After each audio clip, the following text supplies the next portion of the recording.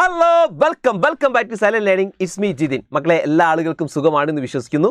ഞാനിന്ന് വന്നിട്ടുള്ളത് എന്താണെന്നറിയോ? സാധാരണ എക്സാം സമയത്തൊക്കെ ഉണ്ടാകുന്ന കുട്ടികൾക്കൊക്കെ ഉണ്ടാകുന്ന ഒരു സംശയങ്ങളിൽ ഒന്നാണ്, സാർ ഓരോ ചോദ്യങ്ങൾക്കും എത്ര പോയിന്റ് വീതമാണ് നമ്മൾ എഴുതേണ്ടത്? പല ആളുകൾക്കും ഉണ്ടാകുന്ന ഒരു സംശയമാണ്. ആ സംശയം ഇന്ന് തീർത്ത് തരാൻ വേണ്ടിയിട്ടാണ് ഞാനിവിടെ വന്നിട്ടുള്ളത്. എനിക്ക് ആദ്യം പറയാനുള്ളത്, ആദ്യമായിട്ടാണ് ഈ ചാനൽ കാണുന്നതെങ്കിൽ നിർബന്ധമായിട്ട് അവരെന്ത് ചെയ്യണം? ഈ ചാനൽ സബ്സ്ക്രൈബ് ചെയ്യണം. അപ്പോൾ നമുക്ക് നോക്കാം എന്താണ് ഏറ്റവും പ്രധാനമായിട്ടും ഓരോ പ്രധാനപ്പെട്ട ക്വസ്റ്റ്യൻസിലേക്കും അതിൻ്റെ പ്രധാനപ്പെട്ട പോയിന്റുകളിലേക്ക് നമുക്ക് എന്ത് ചെയ്യാം? പോകാം.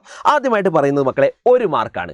ഒരു മാർക്കിനുള്ള ചോദ്യമാണ് നിങ്ങൾ വന്നതെങ്കിൽ എത്ര പോയിന്റ് നിങ്ങൾ എഴുതണം? മക്കളെ, 1 വേർഡ് ആണ്. നിങ്ങൾ ശ്രദ്ധിക്കണം, അതിന് ആൻസർ ചെയ്യേണ്ടത് ഒരു 1 വേർഡ് ആൻസർ ആണ് വേണ്ടത്. അതായത് പ്രധാനപ്പെട്ട ഒരു വാക്ക് നിങ്ങൾ എഴുതിയാൽ മാത്രം മതി. അപ്പം സ്വാഭാവികമായിട്ടും അത് എക്സ്പ്ലെയിൻ ചെയ്യേണ്ട ആവശ്യം വരുന്നില്ല. ആകെ അത് മാത്രം എഴുതിയാൽ മതി.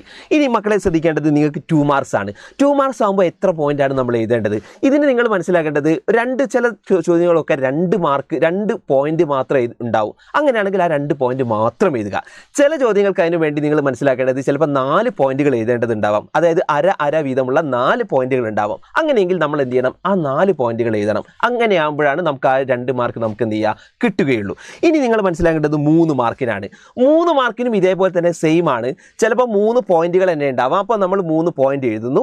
ഇൻ കേസ് ചിലത് എന്താവാം, ചിലപ്പോൾ 6 പോയിന്റുകളൊക്കെ ഉണ്ടാവാം. അങ്ങനെയാണെങ്കിൽ നമുക്ക് എന്ത് ചെയ്യണം? 6 പോയിന്റുകൾ നമുക്ക് എഴുതണം. അപ്പോൾ അര വെച്ചിട്ടുള്ള 6 എണ്ണം ആകുമ്പോൾ എന്തായി? നമുക്കൊരു 3 മാർക്ക് അങ്ങനെ കിട്ടും. അങ്ങനെയാണ് 1, 2, 3 പ്രധാനപ്പെട്ട ചോദ്യങ്ങൾക്ക് നമുക്ക് എന്ത് ചെയ്യേണ്ടത്? പോയിന്റുകൾ എഴുതേണ്ടത്.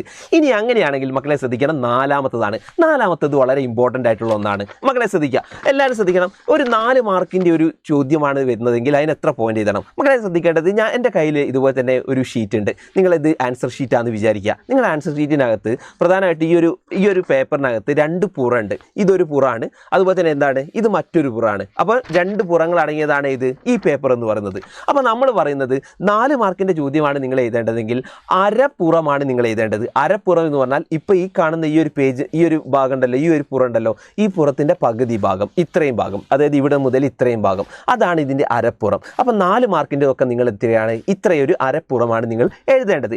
ഇൻ കേസ് ഞാൻ പറയാം, ചില ആളുകൾക്കൊക്കെ ചിലപ്പം ഈ ഒരു അരപ്പുറത്തിനേക്കാൾ കുറച്ച് കൂടാറുണ്ട്. അത് എങ്ങനെയാ വെച്ചാൽ ചിലപ്പോൾ ഒരു 3/4 പുറമൊക്കെ ആയിട്ട് മാറാറുണ്ട്. അതായത് ഈ ഒരു അര കഴിഞ്ഞിട്ട് ചിലപ്പോൾ ഒരു 3/4ലേക്കൊക്കെ വരാറുണ്ട്, ഇവിടെ വരാറുണ്ട്. അതിൻ്റെ കാരണം ഒന്ന് ഹാൻഡ് റൈറ്റിംഗ്, നമ്മൾ എഴുതുന്ന ഹാൻഡ് റൈറ്റിംഗ്, അതുപോലെ തന്നെ ഒരു സെൻറ്റൻസ് എഴുതി നമ്മൾ എത്രയാണോ ഗ്യാപ്പ് ഇടുന്നത് അതിനനുസരിച്ച് എന്ത് ചെയ്യും? ചില ആളുകളത് അര എന്നുള്ളത് എന്ത് ചെയ്യും? ചിലപ്പോൾ 3/4ലേക്കൊക്കെ വരാറുണ്ട്. അപ്പോൾ മാക്സിമം നമ്മൾ ട്രൈ ചെയ്യേണ്ടത് കൃത്യമായ കണ്ടന്റുകളിലൂടെ, അതായത് നമ്മൾ ഗ്യാസുകൾ അധികം അടിക്കാതെ കൃത്യമായ കണ്ടന്റുകളൊക്കെ വെച്ചുകൊണ്ട് നമ്മൾ കറക്റ്റായിട്ട് നിങ്ങൾ എന്ത് ചെയ്യണം? ഒരു അരപ്പുറത്തിലേക്ക് എഴുതാൻ ശ്രമിക്കണം. അതാണ് ഏറ്റവും ബെസ്റ്റ് ആയിട്ടുള്ളത് എന്നാണ് ഞാൻ പറയുന്നത്.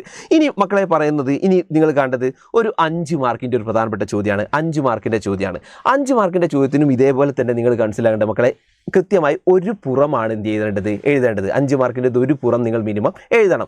ഇത് നേരത്തെ പറഞ്ഞതുപോലെ തന്നെയാണ്. ചില ആളുകളൊക്കെ എഴുതി വരുമ്പോൾ ഒരു പുറവും കഴിയും. അതുപോലെ തന്നെ ചിലപ്പോൾ ഈ ഒരു അടുത്ത പുറത്തിൻ്റെ കുറച്ച് ഭാഗം കൂടി എന്ത് ചെയ്യാൻ പറ്റുന്നുണ്ട്? അവർ എഴുതാൻ മതി. ചിലപ്പോൾ ഒരു ഭാഗം കൂടി എന്ത് ചെയ്യും? ചിലപ്പോൾ അവർ എഴുതാൻ മതി.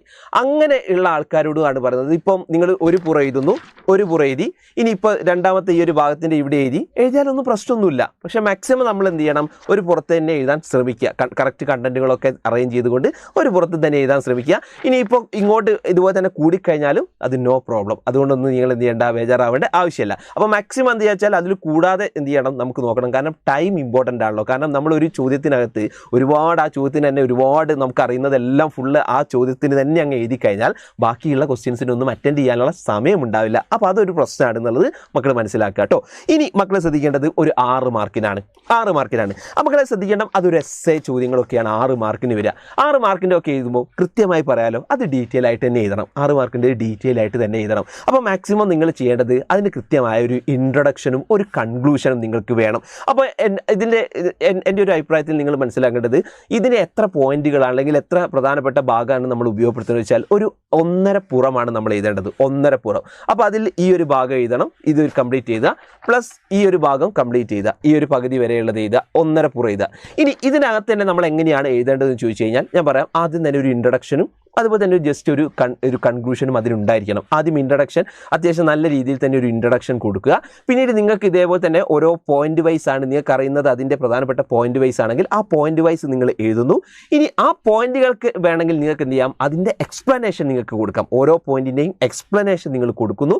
അങ്ങനെ കൃത്യമായി അറേഞ്ച് ചെയ്തുകൊണ്ട് ഓരോ പ്രധാനപ്പെട്ട പോയിന്റിനും കൃത്യമായ എക്സ്പ്ലനേഷൻ കൊടുത്തുകൊണ്ട് ലാസ്റ്റ് ഒരു കൺക്ലൂഷനിലൂടെ നിങ്ങൾ എന്ത് ചെയ്യുന്നു, അത് അവസാനിപ്പിക്കുന്നു. അങ്ങനെയാണ് ഒരു 6 മാർക്കിൻ്റെ ചോദ്യം നിങ്ങൾ എന്ത് ചെയ്യേണ്ടത്, ആൻസർ ചെയ്യേണ്ടത്. അപ്പോൾ മക്കളെ, ഇത്രയുമാണ് ഞാൻ പറഞ്ഞിട്ടുള്ളത്. അപ്പോൾ മാക്സിമം ഇതൊക്കെ തന്നെ പ്രധാനമായിട്ട് നിങ്ങൾ ഫോളോ ചെയ്യുക. എക്സാമിനകത്ത് മാർക്ക് നേടുക എന്ന് പറയുന്നത് ഏറ്റവും ഇമ്പോർട്ടൻ്റ് ആയിട്ട് നമ്മൾ ഇത്തരത്തിലുള്ള സ്മാർട്ട് വർക്കുകളൊക്കെ നമ്മൾ എന്ത് ചെയ്യണം, മാക്സിമം നമ്മൾ ട്രൈ ചെയ്യണം. അപ്പോൾ എല്ലാ ആൾക്കാരും ഇതൊക്കെ ട്രൈ ചെയ്യുമെന്ന് വിശ്വസിക്കുന്നു. അപ്പോൾ മാക്സിമം മക്കൾക്ക് ഈ വീഡിയോ ഇതുപോലെ എല്ലാ ആൾക്കാർക്കും ഇഷ്ടപ്പെട്ടു എന്ന് വിചാരിക്കുന്നു.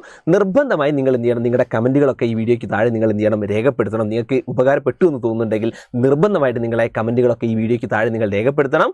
കൂടാതെ ഇതേപോലെ തന്നെ ഇനിയുള്ള വീഡിയോസൊക്കെ ആയിട്ട് നമ്മൾ ഇനി വീണ്ടും വരും. So thank you everyone. By.